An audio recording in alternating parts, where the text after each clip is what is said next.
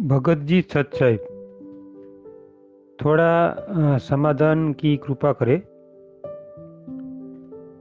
बात यह है कि नानक देव जी जब परमात्मा ने सतलोक दिखाया तब विश्वास आया। इसके पहले नानक देव जी विश्वास परमात्मा के ऊपर क्यों नहीं कर रहे थे? और जब परमात्मा नहीं मिला, इसके पहले ब्रह्मा विष्णु की महेश की भक्ति करता था। इसके बाद जब परमात्मा ने सतलोक दिखाया तब विश्वास किया। इसके पहले उनको विश्वास क्यों नहीं था? तो वो तो महाधर्मी पुरुष था और अपन तो एक सामान्य जीव है। तो अपन कैसे भरोसा करें कि सतलोक देखने के बाद अपने को पता चले कि कबीर साहब की भक्ति करनी चाहिए। सत साहिब, जय बंदी छोड़। बंदी छोड़ सतगुरु रामपाल जी महाराज जी की जय हो। सतसाई भगत जी, देखिए आपका जो सवाल है वैसे उस सवाल का कोई मतलब निकलता नहीं है। अब आपको शंका हुई है तो जाहिर सी बात है, जब तक आपकी शंका का समाधान नहीं होगा तब तक आपके मन में वो सवाल हमेशा कांटे की तरह चुभता रहेगा। तो दास को जो सेवा दी है परमेश्वर ने, तो दास की भी ड्यूटी बनती है कि भगत समाज की ऐसी शंकाओं का भी समाधान किया जाए ज्ञान आधार से, जिनका वैसे भक्ति मार्ग में कोई औचित्य नहीं है। आप जी का सवाल है कि जिस प्रकार नानक जी तो बहुत अच्छी आत्मा थी, धार्मिक व्यक्ति थे, और उन्होंने भी जब परमेश्वर उनको बेई नदी पे जिंदा महात्मा के रूप में मिले, उनको सतलोक के विषय में बताया, तो उन्होंने भी तब तक यकीन नहीं किया सतलोक पे जब तक उन्होंने अपनी आंखों से सतलोक को नहीं देख लिया। आप जी का कहना ये है। भगत जी, ये सत्य नहीं है, क्योंकि ये परमेश्वर के सोचल छिद्र में आता है। ये हकीकत नहीं है कि नानक जी ने सतलोक देखने के बाद ही उनकी बातों पे यकीन किया। ऐसा नहीं है भगत जी। सत्संगों के सार को समझना पड़ेगा हमें। परमात्मा स्वयं गरीबदास जी महाराज जी को भी सतलोक लेके गए, जबकि गरीबदास जी महाराज जी के रूप में स्वयं कबीर परमेश्वर थे, डबल रोल में थे। डबल रोल में कैसे थे? जिस प्रकार काशी के भंडारे में स्वयं परमात्मा केशव बंजारे का रूप बना के आए।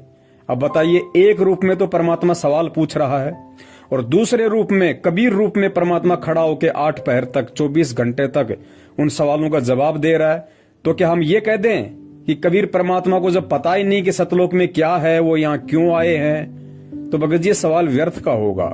क्योंकि केशव बंजारे के रूप में खुद कबीर परमेश्वर थे, उसके बाद भी वो सोचल छिद्र करते हुए, अपने आप को छुपाते हुए, इसी पृथ्वी का एक प्राणी बताते हुए और परमात्मा से सतलोक के विषय में सवाल कर रहा है, जिसने स्वयं सतलोक की रचना की। तो भगत जी, हमने परमेश्वर के सत्संगों के सार को, इन संकेतों को समझना पड़ेगा कि ऐसे खेल, ऐसी लीलाएं परमात्मा क्यों करते हैं। 650 साल से लेके आज तक और 650 साल से लेकर पहले के 3 युग, द्वापर, त्रेता और सतयुग में परमात्मा जिन जिन रूपों में आए और जो जो खेल परमात्मा ने किए, जो जो लीलाएं रची, वो भगत जी सारी की सारी लीलाएं, और 650 साल से लेके आज तक जो जो परमात्मा ने लीलाएं की हैं, वो सिर्फ आप और हम सब कलयुग की इस बिचली पीढ़ी में उत्पन्न आत्माओं के लिए की हैं। ये उदाहरण पेश किए हैं ताकि हम समझें, हम परमेश्वर से जाड़ घिसाई ना करें।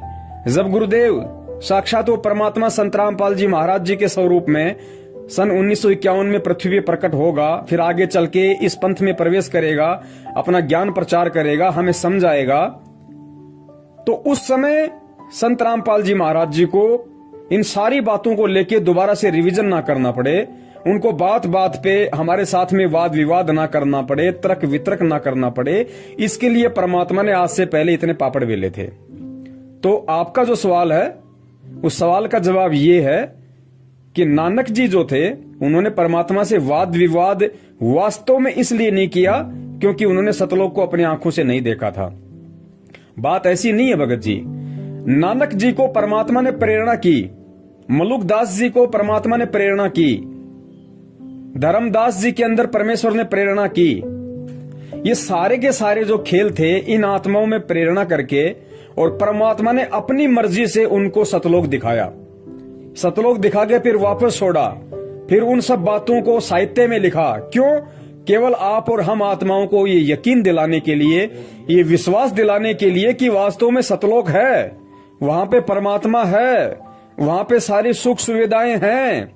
केवल आप और हम आत्माओं को ये सब कुछ समझाने के लिए, ताकि फिर बात बात पे हर भगत को ये ना कहना पड़े और हर भगत ये ना कहे कि मुझे सतलोक दिखाओ, जब तक दिखाओगे नहीं तब तक मैं मानूंगा नहीं। और भगत जी जिनको दिखाया, क्या उन्होंने मान लिया? हजरत मोहम्मद जी को परमात्मा सतलोक लेके गए, क्या हजरत मोहम्मद जी वहां रहे?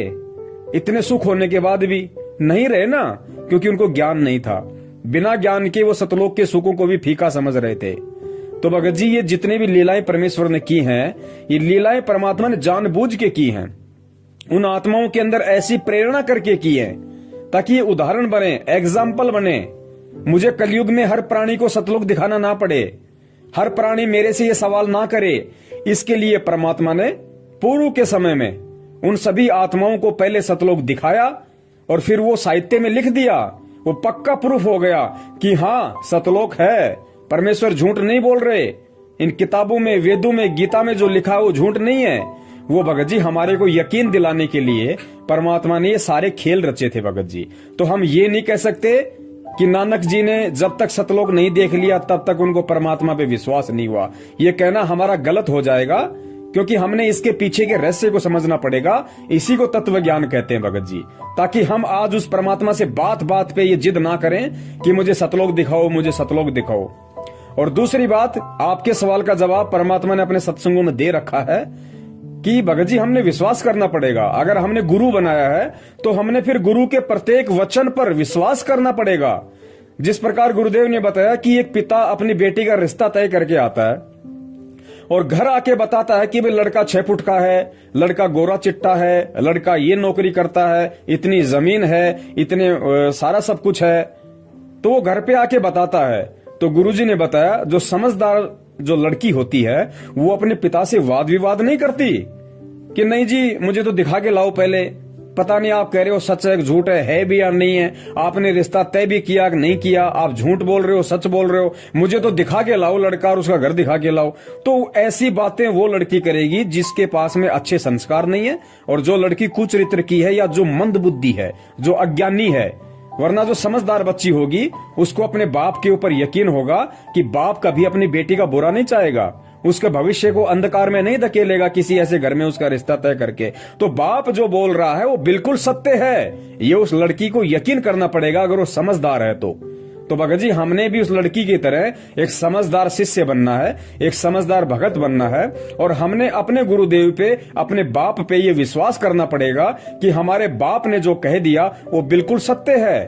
और बाप ने खाली कह नहीं दिया, बाप ने इतिहास में लिखा हुआ भी दिखा दिया, वेदों में, गीता जी में लिखा हुआ भी दिखा दिया और बाप ने प्रैक्टिकल में भी दिखा दिया उन आत्माओं को निमित्त बना के पहले के समय में। और वो आत्माएं चीख चीख के अपने ग्रंथ बना के चली गई कि हाँ सतलोक है।